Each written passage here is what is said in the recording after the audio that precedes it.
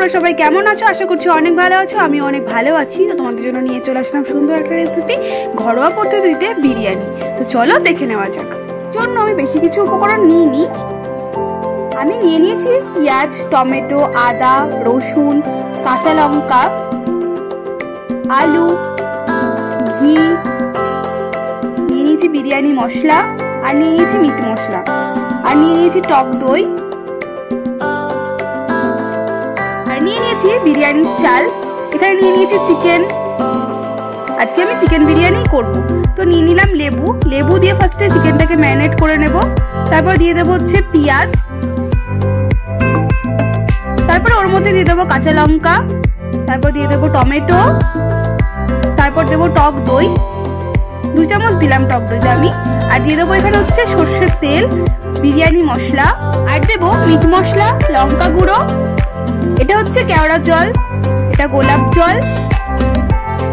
তারপরে সুন্দর করে মাখিয়ে নেব।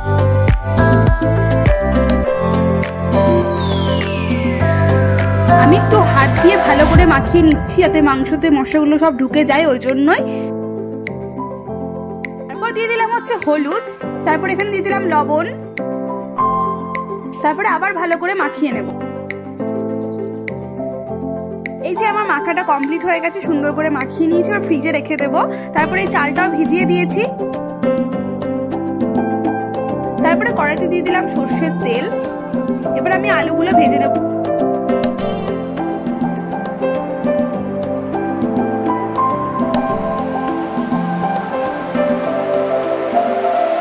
আমার আলু ভাজা একদম কমপ্লিট হয়ে গেছে। এবার আলুগুলো তুলে নিয়েছি।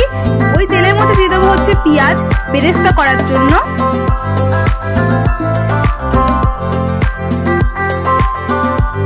এই যে আমার বেরেস্তাটাও রেডি হয়ে গেছে। এবার ওই তেলের মধ্যে দিয়ে দেবো হচ্ছে জিরে, তারপরে গোটা গরম মশলা, আর দিয়ে দেবো তেজপাতা। এবার দিয়ে দিলাম হচ্ছে পেঁয়াজ। তারপর ভালো করে নাড়াচাড়া করে নিয়ে দিয়ে দেবো টমেটো, তারপর দিয়ে দেবো কাঁচা লঙ্কা, তারপর আবার ভালো করে নাড়াচাড়া করে নিয়ে এবার এর মধ্যে মশলাগুলো অ্যাড করে দেবো। ফার্স্টে দিয়ে দিলাম আদা বাটা, রসুন বাটা, আবার ভালো করে নাড়াচাড়া করে নেব। তারপর এর মধ্যে দিয়ে দেবো হচ্ছে জিরে বাটা, আবার ভালো করে নাড়াচাড়া করে নেব। মশলাটা আমার কষানো হয়ে গেছে অনেকটাই। এবার একটু মশলা ধোয়া জলটা অ্যাড করে দেব। তারপর আবার ভালো করে নাড়াচাড়া করে নিয়ে কষিয়ে নেব।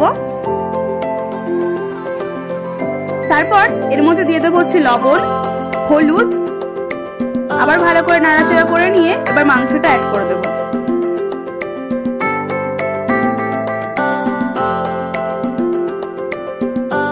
মাংসটা ভালো করে নাড়াচাড়া করে এর মধ্যে দিয়ে দেবো হচ্ছে চিনি, একটু কালারের জন্য, কারণ চিনি দিলে কালারটা একটু ভালো হয়। এটা আগে দেওয়া উচিত ছিল, কিন্তু আমি পরেই দিলাম। তারপর এর মধ্যে আলুগুলো দিয়ে দিলাম। আলুগুলো এবার কষিয়ে নেবো ভালো করে।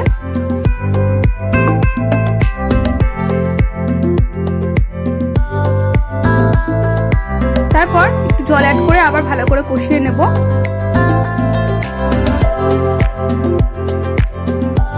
এই যে মাংসটায় তেল ছেড়ে দিয়েছে, মানে এটা কষানো হয়ে গেছে। এবার জল দিয়ে দিলাম। একদম অল্পই জল অ্যাড করেছি, কারণ বিরিয়ানিতে বেশি গ্রেভি প্রয়োজন হয় না, অল্প একটু গ্রেভি হলে হয়ে যায়। ঢাকা দিয়ে আবার একটু আমি সিদ্ধ করে নেব। এই যে আমার মাংসটা একদম কমপ্লিট হয়ে গেছে। দেখতেই পাচ্ছেন মাংসটা কতটা কালারফুল হয়েছে। এই চালটা আগে থেকে ভালো করে পরিষ্কার করে রেখেছিলাম। এবার হাঁড়িটা বসিয়ে দিয়েছি। ওই হাঁড়ির মধ্যে দিয়ে দিলাম হচ্ছে লেবু চিপে, কারণ লেবু দিলে ভাতটা একটু ঝরঝরে হয়। এর মধ্যে দিয়ে দেবো হচ্ছে লবণ, তারপর দিয়ে দেবো গোটা গরম মশলা। এবার ভালো করে নাড়াচাড়া করে নেব। জলটা গরম হয়ে গেছে, চালটাও আবার দিয়ে দেবো। চালটা 70% কুক করে নেব, বেশি করলে আবার গলে যাবে, কারণ আর একবার দমে দেবো, তো ওই জন্য। এই যে ভাতটা আবার কমপ্লিট হয়ে গেছে। একটা ঝাঁঝরা নিয়ে ভাতটাকে ঝরিয়ে নিচ্ছি।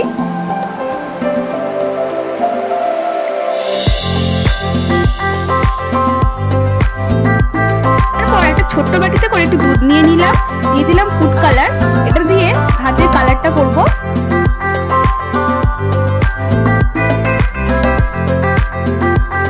এখানে নিয়ে নিয়েছি একটা হাঁড়ি। হাঁড়ির মধ্যে ফার্স্টে গ্রেভিটা অ্যাড করে দেবো, দিয়ে দেবো একটা আলু। এই আলুর সাহায্যে কি করবো বলুন তো, পুরো গ্রেভিটা এই আলুর সাহায্যে মাখিয়ে নেব হাঁড়ির মধ্যে। কারণ হাঁড়ির মধ্যে গ্রেভিটা ভালো করে মাখিয়ে নিলে বিরিয়ানিটা তলার দিক থেকে লেগে যায় না। এখানে ফার্স্ট লেয়ারটা আমি শুরু করে দিয়েছি, 3টে লেয়ার করব। ফার্স্ট লেয়ারটা করে নেব। ফার্স্ট দিয়ে দিলাম ভাত, তারপর এখানে অ্যাড করে দেবো হচ্ছে মাংসটা, আবার দিয়ে দিচ্ছি ভাত,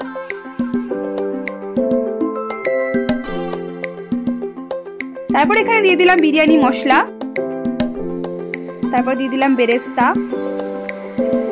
এখানে আমি 2 চামচ গোলাপ জল, 2 চামচ কেওড়া জল দিয়ে দেবো। তারপর আবার মাংসটা অ্যাড করে দিচ্ছি, তারপর আবার ভাতটা অ্যাড করে দিলাম।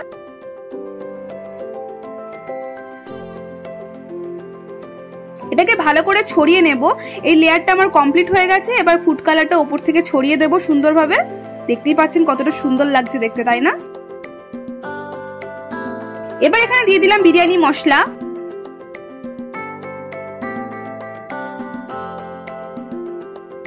তারপর দিয়ে দিলাম বেরেস্তা। এবার বেশি করে ঘি দিয়ে দেবো। ঘিয়ের সঙ্গে একদম কম্প্রোমাইজ করা যাবে না। ঘিটা একটু বেশি করে না দিলে বিরিয়ানি বিরিয়ানি মনে হয় না। এবার বিরিয়ানি হাঁড়িটা গ্যাসে বসিয়ে দিলাম। তারপরে হচ্ছে স্যালাডটা কেটে নেব। এই যে আমার স্যালাড কাটা একদম কমপ্লিট হয়ে গেছে। দেখতেই পাচ্ছেন বিরিয়ানিটা আমি নিয়ে চলে এসেছি, কত সুন্দর হয়েছে। তারপর সবটা একটু ঝাঁকিয়ে ঝাঁকিয়ে সুন্দর করে মিক্স করে নিতে হবে। তারপরে নিয়ে নিন থালার মধ্যে আর খেয়ে নিন। আর কি, এরকম বিরিয়ানি হলে আর কি লাগে। হাতে একটু শসা আর পেঁয়াজ কুচি। আপনাদের জন্য দিয়ে দিলাম একটা সিনেমাটিক শট। তো আপনারা দেখতে থাকেন আর আমি খেতে থাকি।